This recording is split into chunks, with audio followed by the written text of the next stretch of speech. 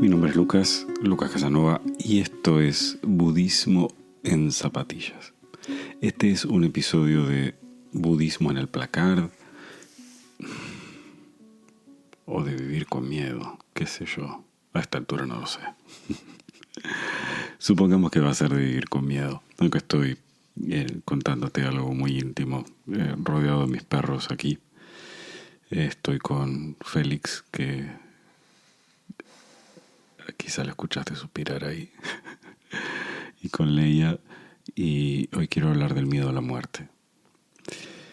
Esta semana que pasó perdí a un amigo, mentor, colega, al doctor Jorge Rovner, psiquiatra argentino con quien trabajamos en la difusión del budismo laico durante varios años juntos. Jorge fue el que escribió el prólogo de El poder sanador del caos, y hace unos días atrás decidió terminar con su vida.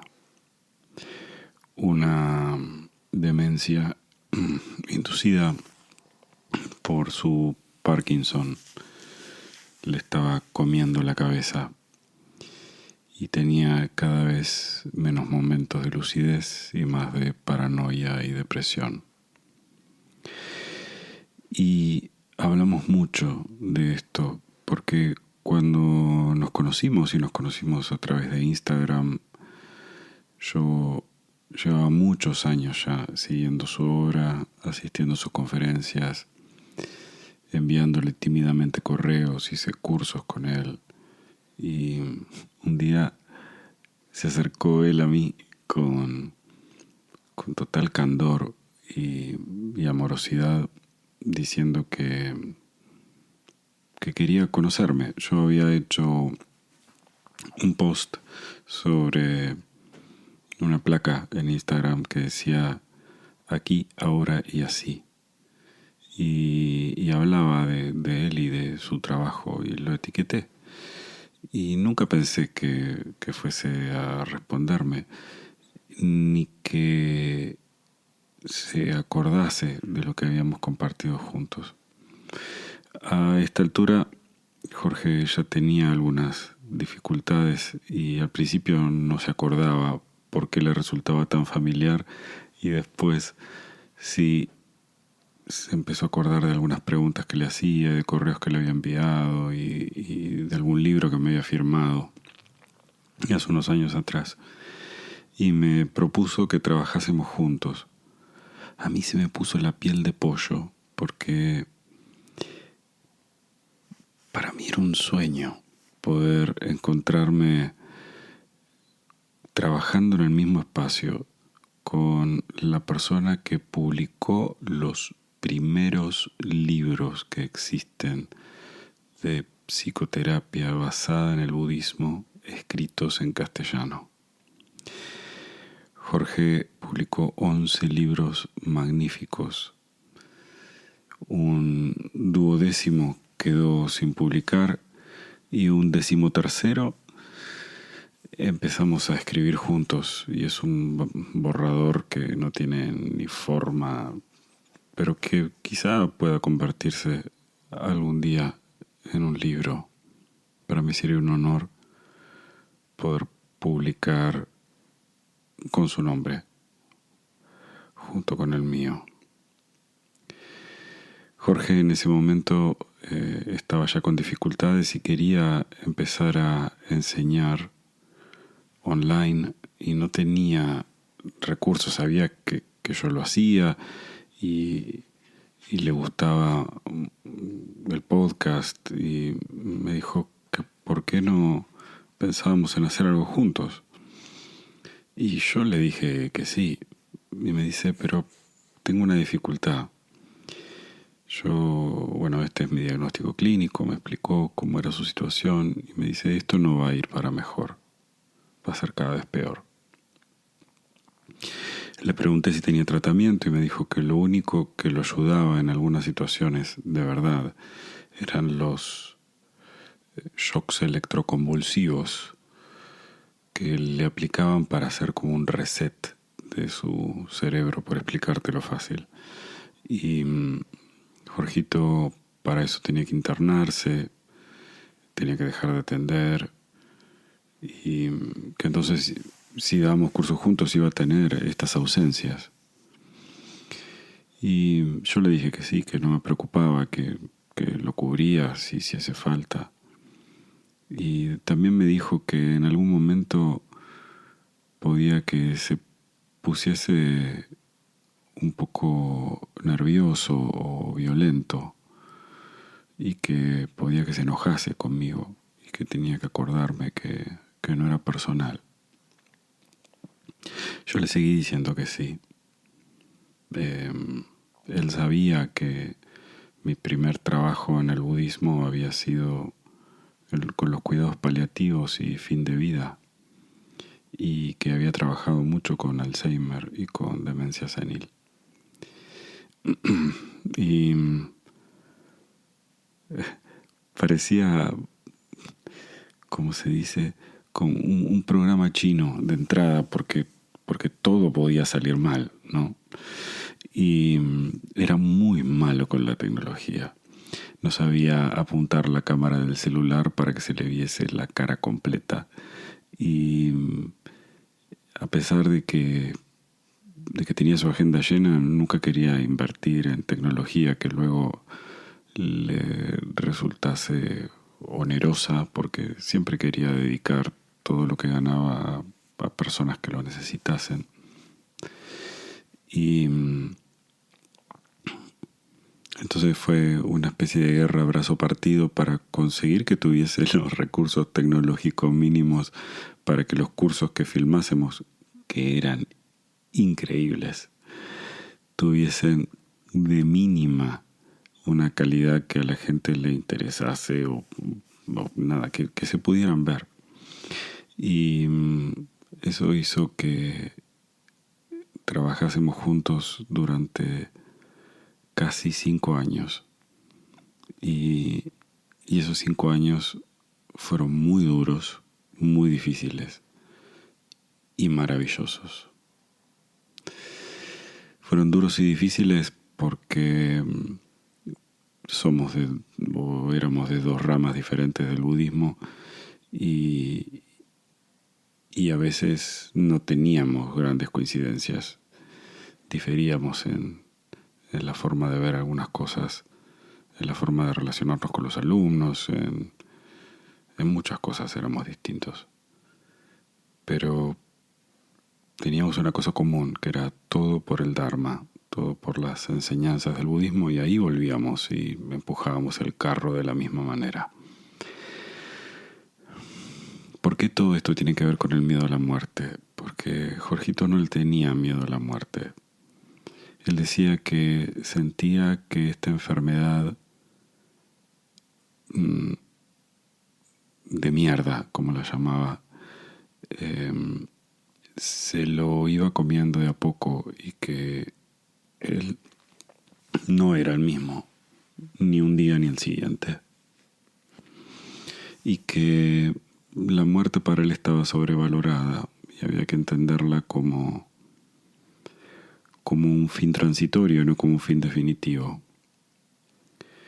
Varias veces hablamos de la muerte, de la suya, de lo cerca que yo tuve la mía. Y él me decía que mientras pudiese enseñar iba a seguir con vida, porque para él el sentido de propósito y vivir la vida con intensidad hacían que fuese lo más relevante. Jorgito quedó cada vez más limitado para hacer algunas cosas. Un día me mandó un audio diciéndome que el día que se fuera al pasto o mordiera la banquina, como decía él, quería que me acordase que no era con él, que era con el Parkinson, era con la demencia, y que era que no era conmigo tampoco, que me acordase de eso. Y yo siempre le dije que ese día no iba a llegar nunca, que no iba a pasar, que la relación que teníamos era diferente, porque lo había visto enojarse con otra gente y no conmigo. Lo había visto discutir conmigo de una manera diferente.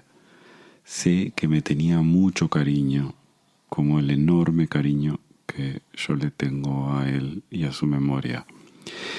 Jorgito para mí era como Obi-Wan para Luke Skywalker, como dijo alguna vez Cristian Perello, con quien doy el curso de Neurocounseling contemplativo en Dasein. Y Jorgito me mandó este audio que yo guardé y que llegó un momento hace unos meses atrás que tuve que usar para acordarme, para no enojarme cuando él se enojó conmigo y se empezase a olvidar de las cosas que habíamos acordado y de lo que íbamos a hacer. Y ahí nos dimos cuenta que esta etapa fantástica de hacer cosas juntos se estaba terminando. Y a mí me dio muchísima pena porque me acordaba de esto que me decía Jorgito, que mientras pudiese enseñar él iba a seguir con vida.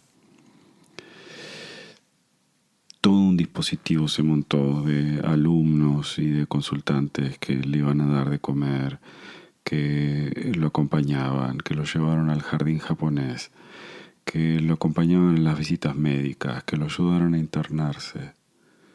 Pero cuando sufrís una enfermedad mental como esta, nada es suficiente.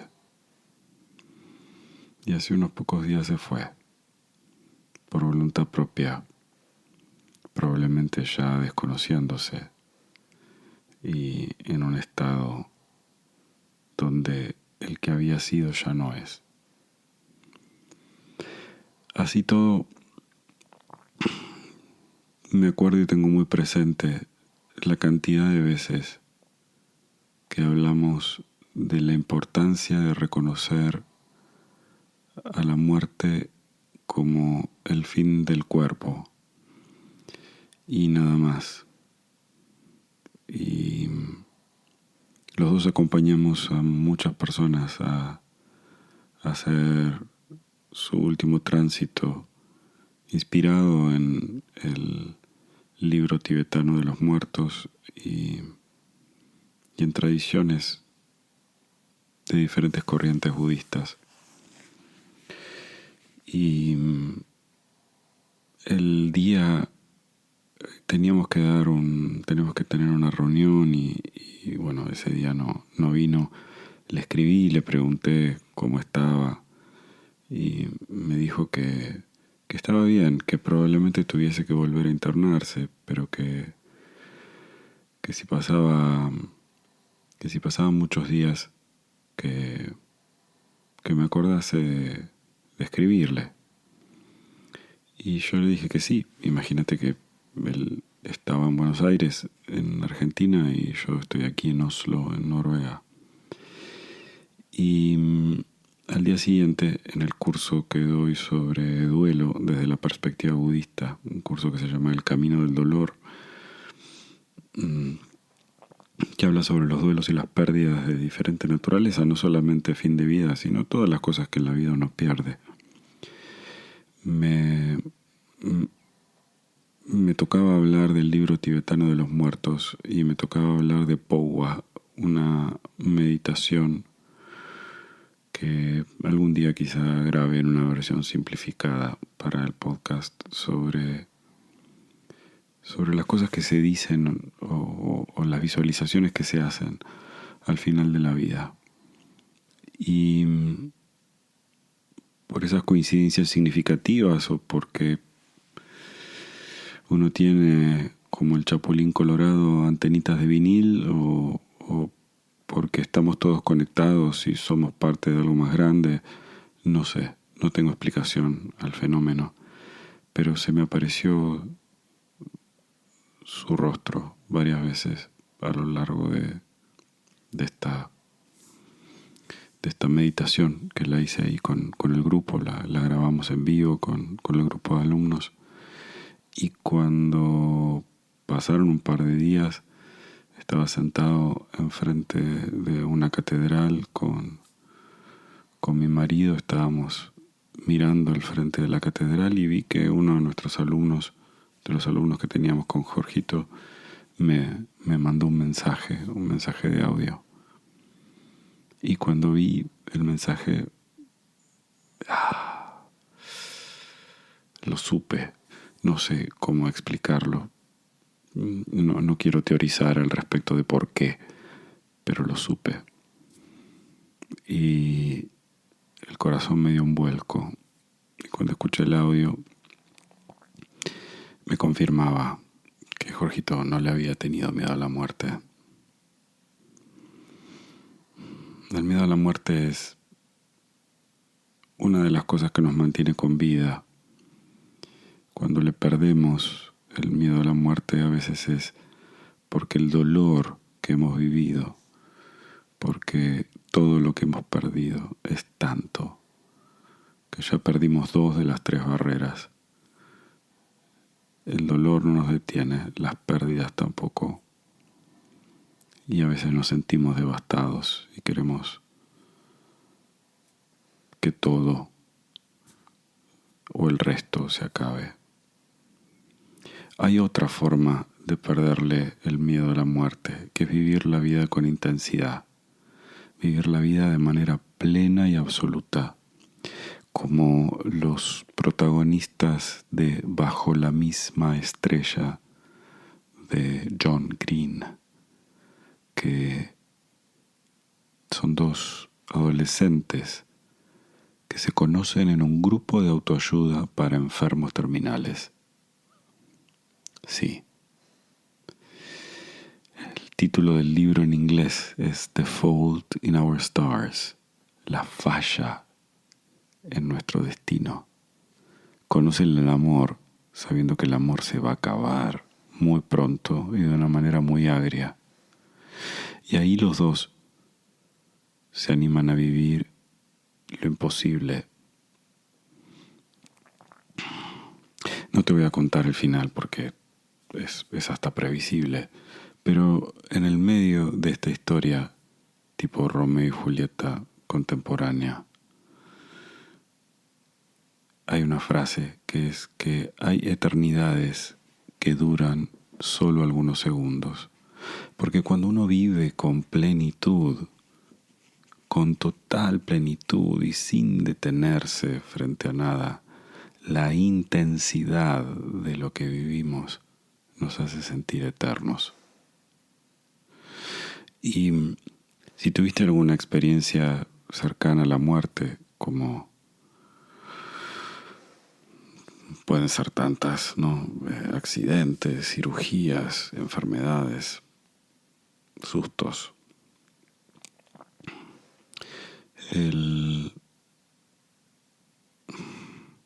Lo que aprendes en todo eso es que la vida es ahora y que cuando la muerte llegue te sorprenda habiendo vivido en profundidad aquello que querías experimentar.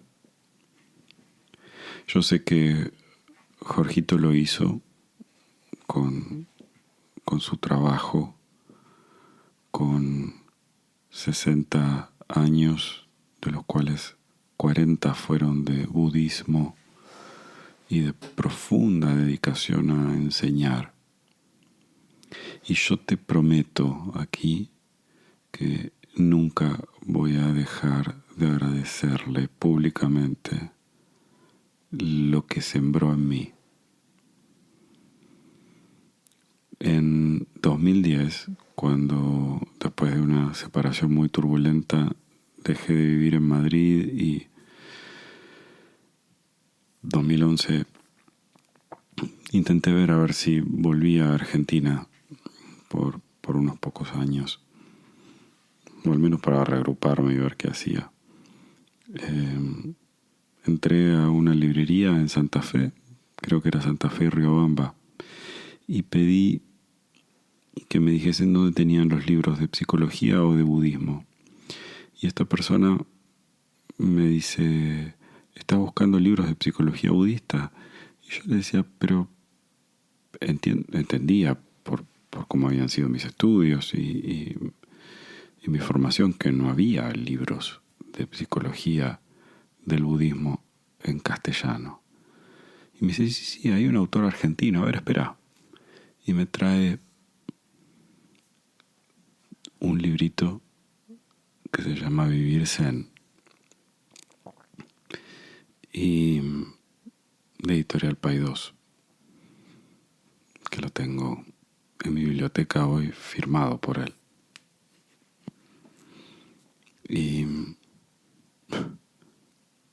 me emocionó porque dije, pero entonces hay más locos como yo, no porque yo venía de especializarme en eso en el exterior, y cuando llegué a Argentina parecía que lo que estaba hablando era algo completamente bizantino, loquísimo. Estamos hablando de no hace tantos años atrás, ¿no? 12 años atrás, no parece tanto, ni tampoco.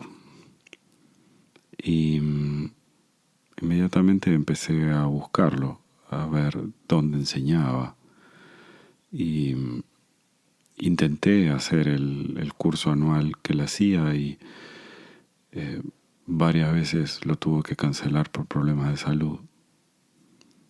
Y luego tuvimos la posibilidad de darlo juntos y completo, donde en algunas clases me tocó reemplazar al maestro y en otras sostenerlo, casi hasta literalmente, desde el otro lado de la pantalla. Enseñamos durante la pandemia y soñamos cosas juntos. Aunque no está, hay cosas que hemos compartido que me dan la sensación de pequeñas eternidades. Así es como se juntan las dos historias de el miedo. Perdón, tengo la voz quebrada. Del miedo a la muerte y de la intensidad de la vida.